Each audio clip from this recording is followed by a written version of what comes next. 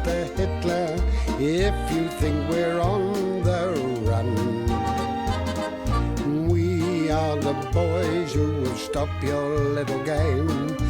We are the boys who will make you think again. 'Cause who do you think you are kidding, Mr. Hitler, if you think old England's done?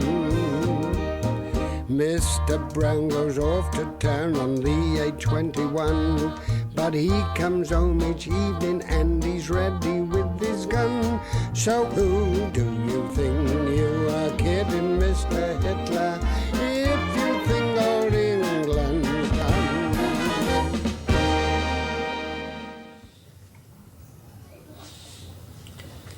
What are you going to have, Wilson? Well, I think I'll have toad in the hole, sir. I think I'll try the fish and potato pie. Yeah. Well, we better get in the queue before the rush starts. Yes, right.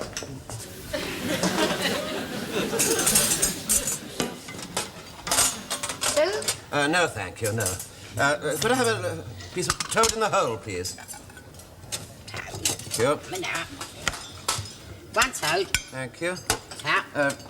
I wonder, do you think I could have just a little bit more toad? I'm sorry, only half a toad per portion per person. There's a war on, you know, next. Right, please. What sort of fish is it? Snook. Beg your pardon? Snook. Could I have the toad in the hole instead, please? I wish you'd make up your mind. Harrison sweet. Yes, please, yes. You're... Next. Fish pie, please. Oh, what sort of fish is that? Snook. Can I have the toad in the hole instead? Oh, blimey, another one. Look, I'm not having this old lark. Listen, the fish pie snook. Got it? Snook. Next. Red pudding. Yes, please. With or without? With, please. Hey, I saw that. I beg your pardon? Don't you come that old lardy-dale talk with me. Put one of those bits of bread back. You know you're only allowed one. It says so up there. Don't forget there's a war on. I'm hardly likely to forget it, am I? And don't forget to take your dirties back to the hatch. I always do. Oh, no, you don't. You left your dirties on that table yesterday. I've got enough to do without clearing up your dirties. Now, look here, please. I Well, don't go and sit down, Wilson. Making an exhibition of yourself. Red pudding. No, just the custard, please. Oh. Have to watch my figure, you know. I think you've got a nice figure. My friend and I think you look just like a great big teddy bear, don't we, Betty? Oh, yes. Just a great big cuddly teddy bear. I really think so. Hang on. Oh, I'm sorry, Mr. Mannering. You got my steak ready, Doreen? Oh, yes. Go and get Mr. Walker's steak, Betty. Oh, coming up. Mr. Walker's steak!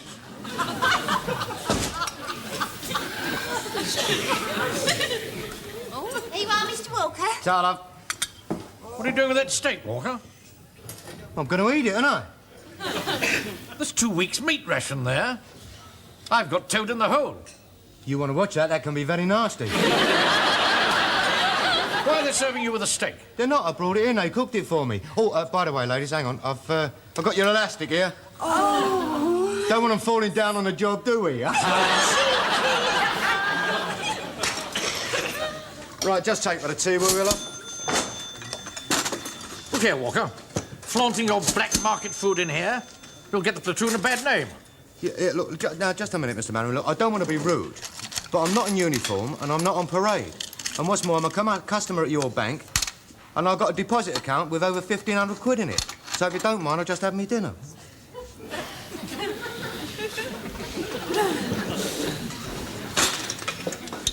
Mine's 1 and 2.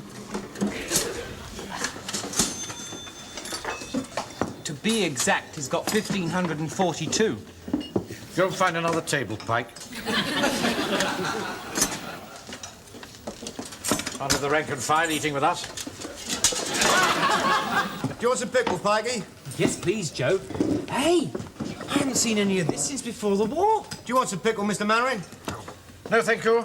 Not with toad in the hole. It's free.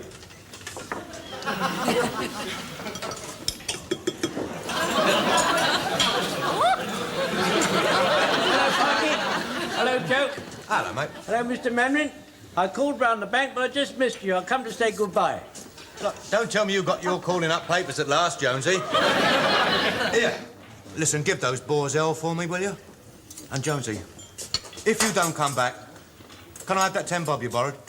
There's no call for you to try and be funny, Joe. If you want that 10 shillings, you can have it. I was only joking. Sit down, Jones. Everybody's staring at you. Well, let them stare, Mr. Manning. I wear this uniform with pride, I do. Yeah, oi. Mr. Jones, those mothballs went in our dinner. Well, don't shout it about. Everyone will want one. Do sit down, Jones. You're showing us up. Yes, all right, sir, all right, sir.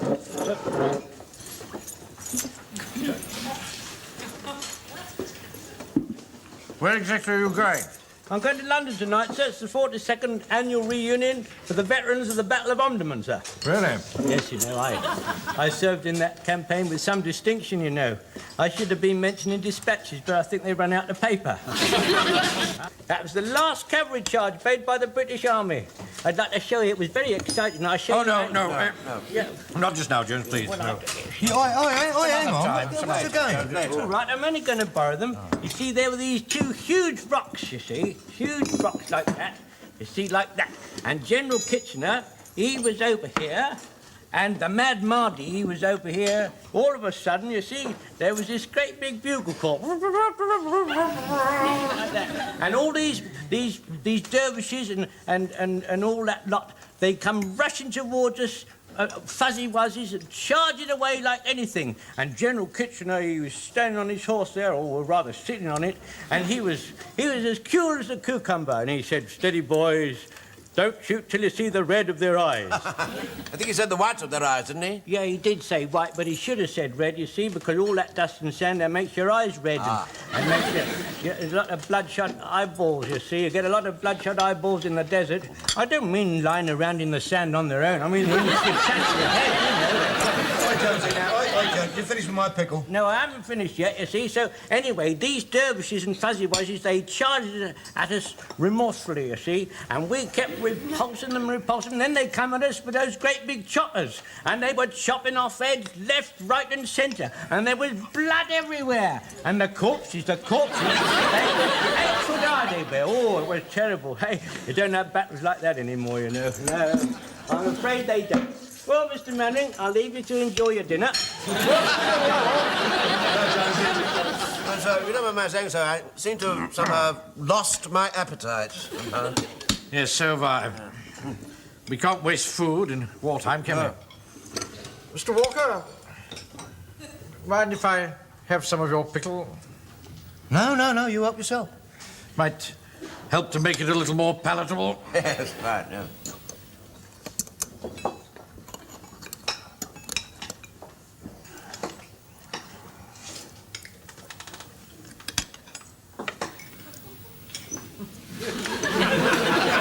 Feeling all right, sir? What on earth happened to him? What is it, Walker? Something in this? Yeah, hang on. God. I don't want to worry you, Mr. Wilson, but I think one of Jones's mothballs fell in a pickle, and I think Mr. Manning just sitting. Excuse me, do you mind if I just... Aye. What about your dirties? My what? Go and take your dirties back to the hatch. Just clear away, will you, please? Captain Manning, to the right. You know, downstairs. Capitalist lackey. Where are the boys of the old brigade who fought with us side by Excuse me, sir. Private Fraser is outside waiting to introduce his new recruit, sir. Bring them in, will you? Right, sir, right. All right, Fraser, you can bring your friend in now. Sir, I'd like to introduce Mr. George Clark. He wants to join our ranks, sir. Good evening, Mr. Clark.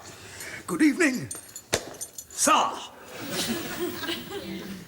I'd hazard a guess that you'd served in the army before, Mr. Clark. That's correct, sir. You know Mr. Clark well? Aye, sir, I do that, sir. And you've known him for some time? Oh, aye, sir, I have that, sir. And you'd say that he was a man of integrity? And very generous, sir. He stood me several drinks in the bar at the Anchor last Saturday night. When did you first meet him? In the bar at the Anchor last Saturday. Well, tell us about yourself, Mr. Clark. Well, sir, as you've guessed, sir, I've been a regular soldier all my life. I retired about 10 years ago, and I've only been living in Wilmington-on-Sea for a few weeks. When did you first join the army? 44 years ago, sir, 1897. A year later, in 1898, I served in the Sudan under General Kitchener at the Battle of Omdurman, sir. Good heavens. That's a coincidence, eh? Yes.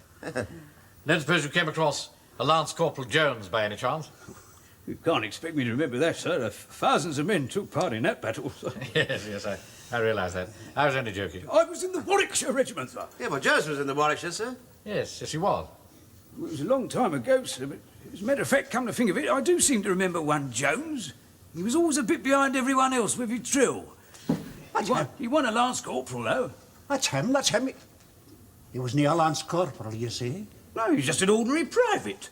Just an ordinary private. Did you hear that, Mr. Mannering? Eh, the man's an imposter. He never was a Lance Corporal. Never. All right. I knew it. All right. Well, we'll just have to wait till tomorrow to see if it's the same man. Now, I'd like to come about half an hour before parade, Clark, tomorrow, so that we can fit you up with the uniform. I'll just swear you in the meantime. Hand me the Bible, Wilson. What Bible? Bible to swear him in with. Well, I haven't got a Bible.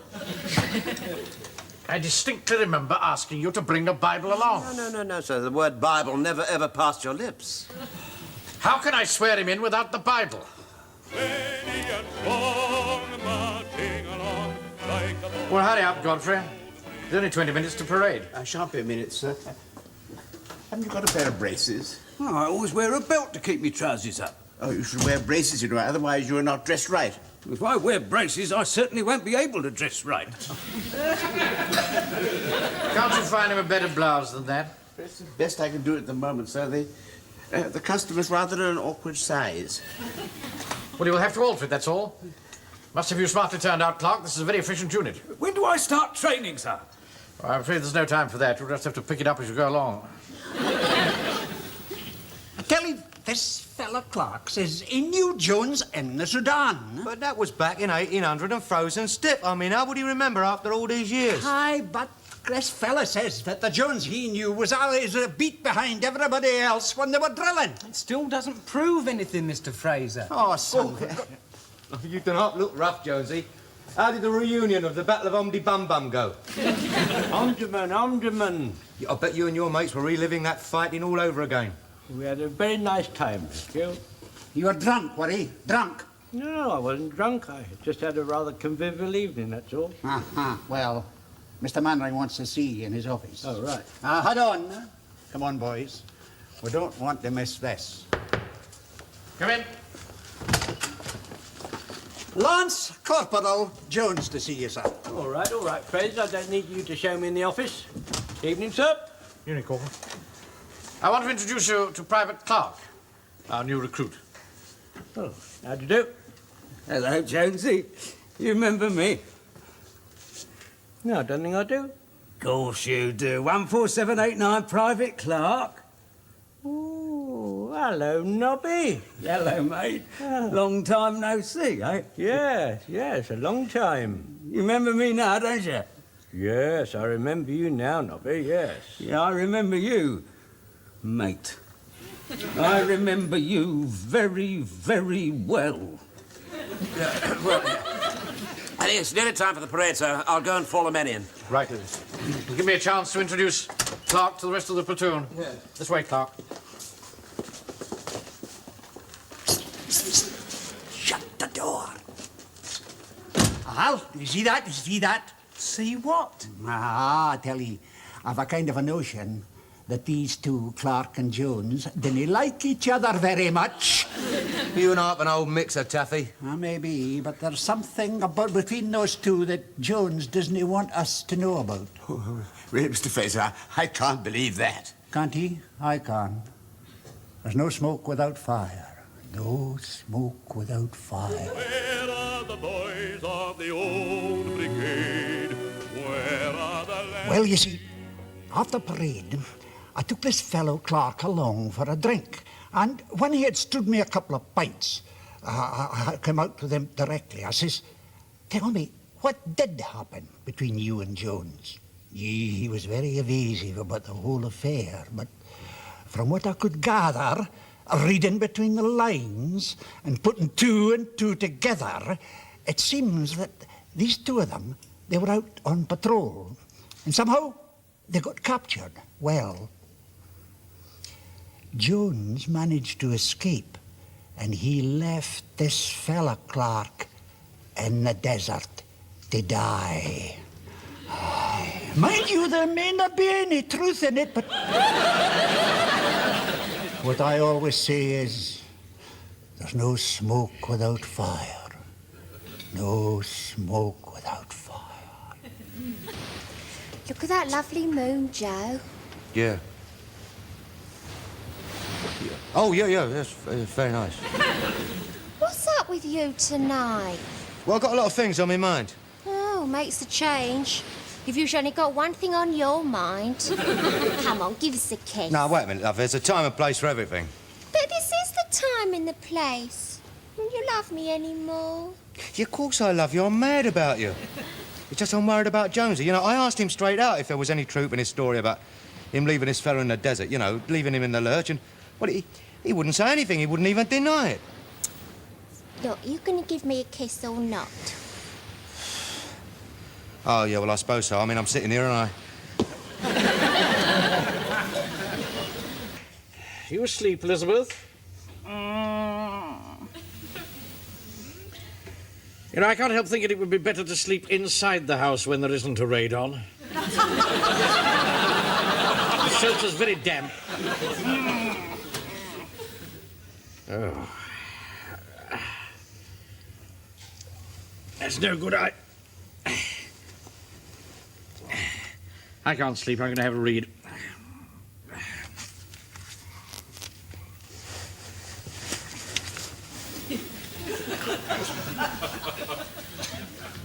You know, I'm sure you'd be much more comfortable if I were on the top bunk.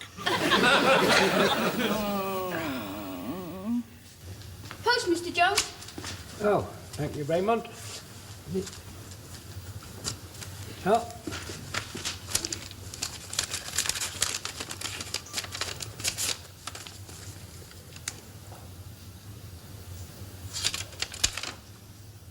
Why did you leave your friend in the desert to die?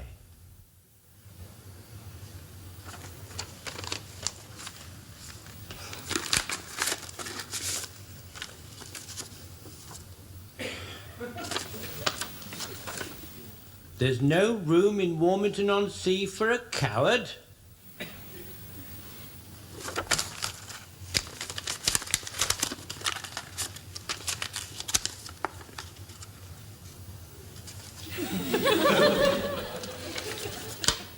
A coward like you is not even worth a whole white feather, so I'm sending you a half a one.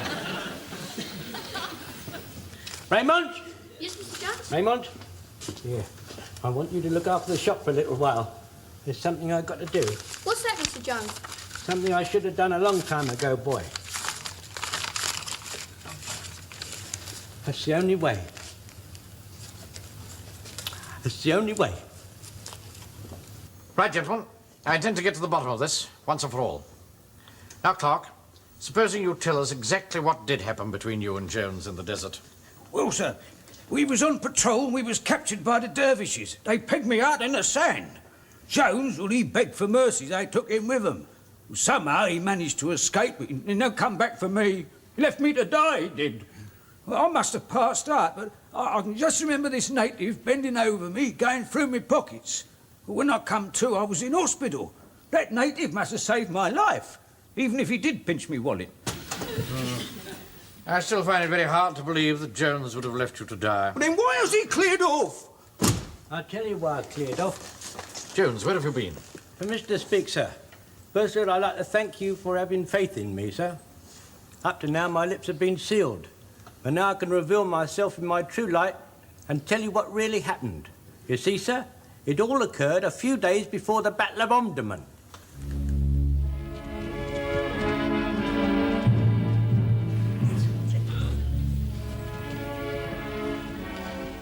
Private Clark and I were part of a patrol sent out by General Kitchener to find out the strength of the Mahdist army. The patrol was under the commander, Colonel Smythe, a tall, resolute man of iron. who scarcely spoke a word. The other officer was a young, raw second lieutenant, just out of Sandhurst. He was the colonel's nephew. There was also a young cockney, Private Green. He kept our spirits up with jokes and merry quips. The sergeant was Sergeant Ironside, a nasty, coarse fellow who kept giving us the rough side of his tongue. I knew that patrol was doomed from the start. As I looked up, I could see vultures wheeling overhead, waiting to pick our bones.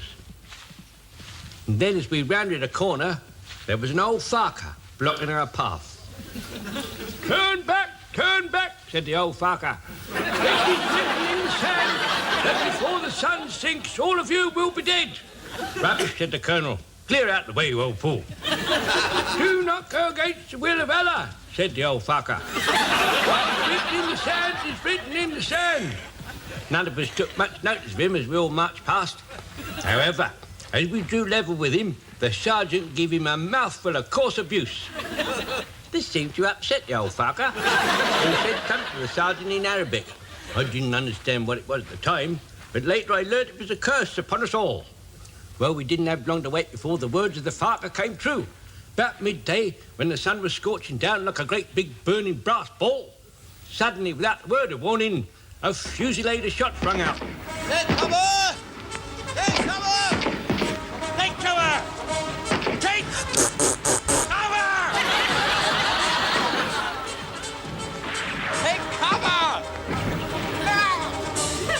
I rushed over to the lieutenant and cradled him in my arms. To think of this young boy dying out here in the foreign burning desert, it was too much to bear. Thank you, Jones. You're a good chap. It's dashed hard luck it's happening like this. I want you to promise me something. What's that, sir? When you get back to England, I want you to go and see my mater. Yes, sir. Tell her I couldn't help it.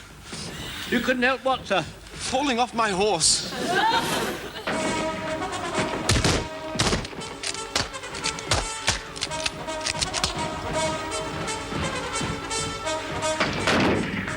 Keep your heads down.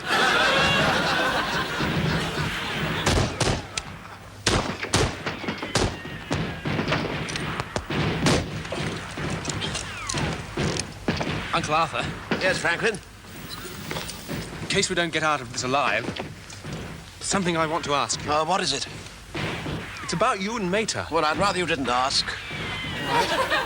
I won't. That's it, don't.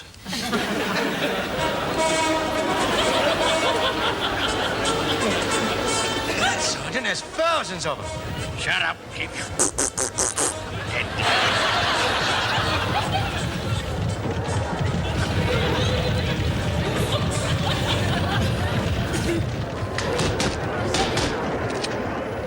I don't like the look of this, Colonel.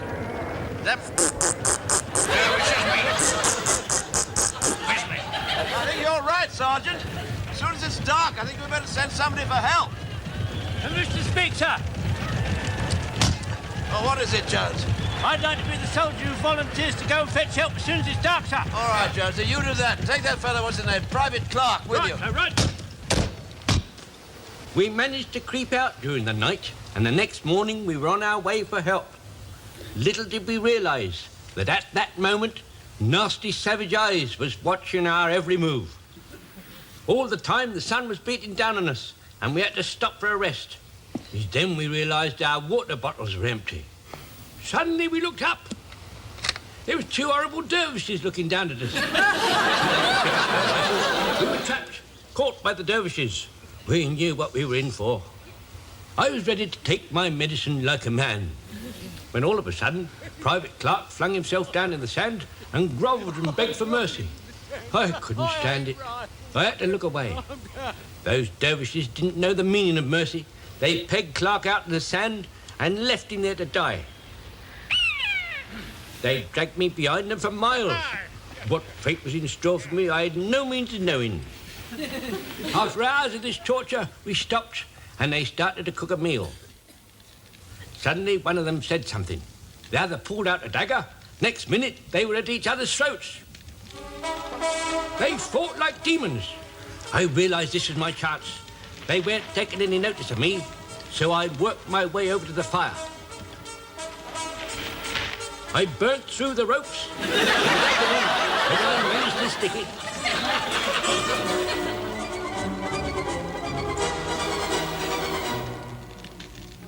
Suddenly, one of the dervishes broke away, jumped on his horse and made off. He'd had enough. The other dervish shouted something after him.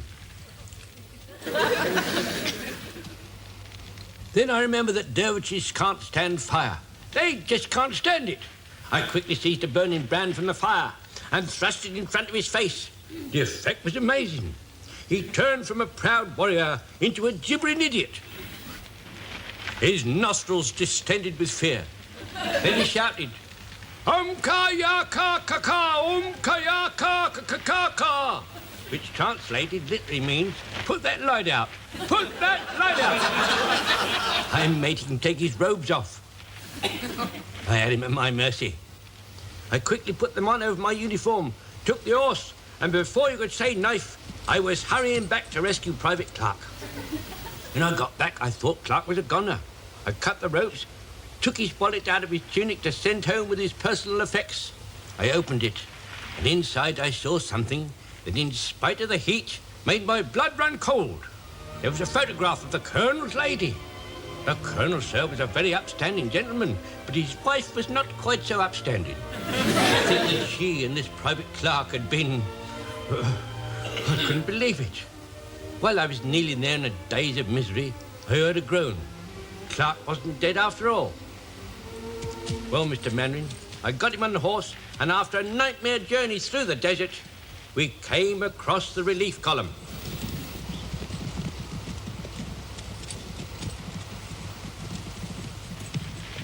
Well, Private Clark was taken back to headquarters, and I never saw him again until last week. And then, sir, I've got to tell you something. I kept that secret locked in my bosoms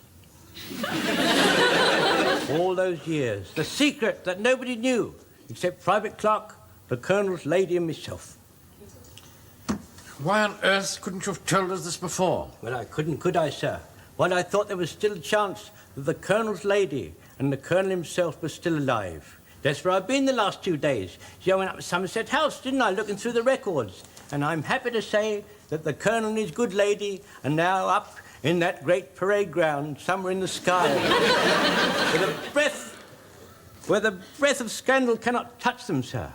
And now at last I got a chance to burn these letters. I'm sorry, Jones. Right. Now I'll deal with Clark. I think he went outside a few minutes ago, sir. Well, why didn't you stop him? Well, He's not going to get away with this, you know. Right. Come on, after him.